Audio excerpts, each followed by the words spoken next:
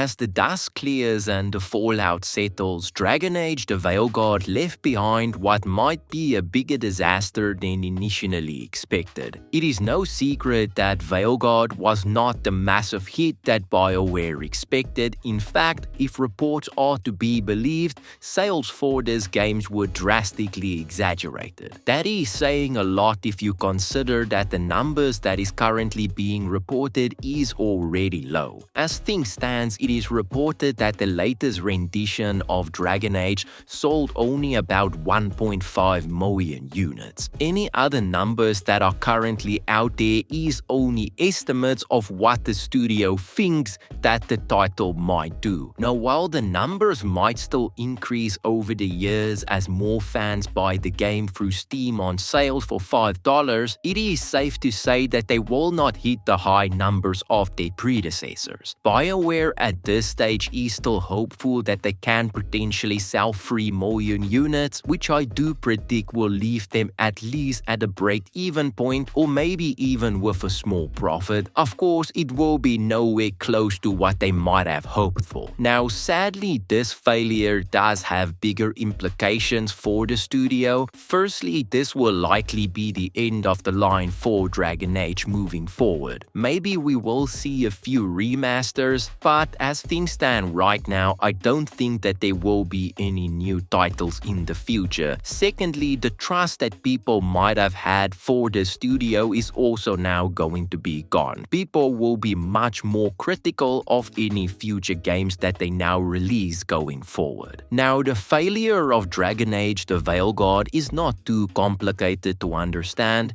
However, it's not simply one thing that led to its downfall. People often blame DEI and other social issues for this game's failure, and while there might be some truth to this, this is not the whole story. With that said, I will also not deny that it did have an impact. The resistance to this title was there from the beginning. The decision to include trans issues in Veilguard did absolutely have a negative impact. While some would say that if you do not like it, you can simply ignore it, in many cases it is almost impossible to do so. Now, I'm not saying that trans people should not have a space in a video game. I'm only stating that it did have an impact on sales. I am a firm believer that if you do not like something, you should simply ignore it. Sadly, it does become hard to ignore when it starts to impact other aspects of the game as well. At the end of the day, people simply want to know how well the game is going to play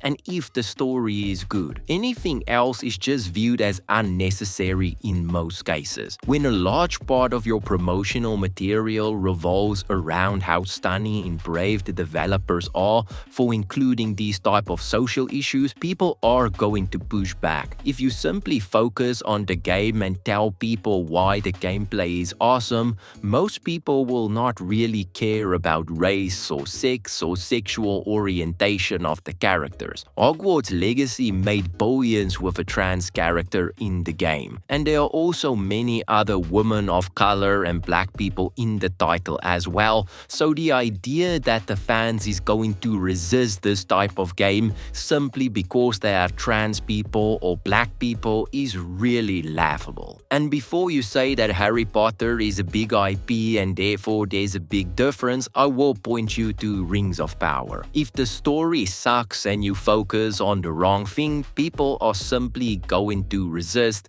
no matter how big the IP is. Star Wars Outlaws will just prove that point. Now, it goes without saying, but when a game of this magnitude fails, there is going to be some level of consequences, and for BioWare, it means a lot of layoffs. As per MSN, Bloomberg reports that following EA's layoffs and restructuring at BioWare, the studio now has fewer than 100 employees, down from more than 200 during the development of Dragon Age: The Veilguard. Meanwhile, at its peak, BioWare consisted of 3 studios and conversely over 400 employees. Bloomberg sources say that the plan to loan BioWare's developers to other EA studios while the next Mass Effect was in pre-production was put in place shortly after the Veilguard launch, but before its sales failure came to light. Regardless of the Veilguard's ultimate performance, former BioWare producer Mark Terra's prediction that the studio had become a one-game-at-a-time outfit was on the money,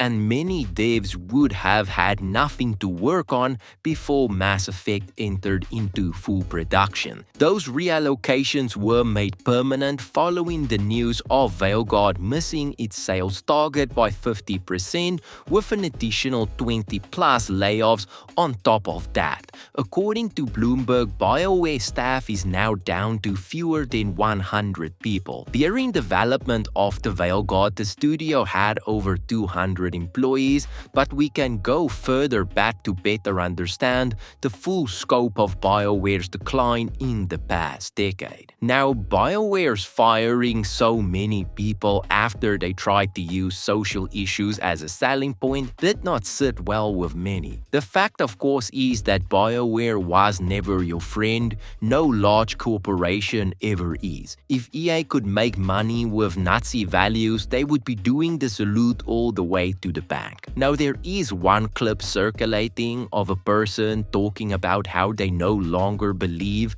that BioWare is their friend, and a Twitter user perfectly summed it up when they responded to the clip by saying, "They were never your friends. Look, I know in your head you think I hate you because you are trans or whatever, but that is not it. We just don't see eye to eye because we are fundamentally different people, but I don't like seeing anyone getting blatantly manipulated. And you and everyone who became BioWare's sword and shield during the Veilguard's marketing cycle got played hard. Companies don't care about you. Studios don't have your best interests at heart. They only care about money, and for years, slapping a rainbow flag on their profile and throwing a trans flag charm in the FPS made their money. Now, not anymore. You have been dropped like a sack of hot potatoes and you are surprised. And in all honesty, I do think that perfectly sums up the entire situation.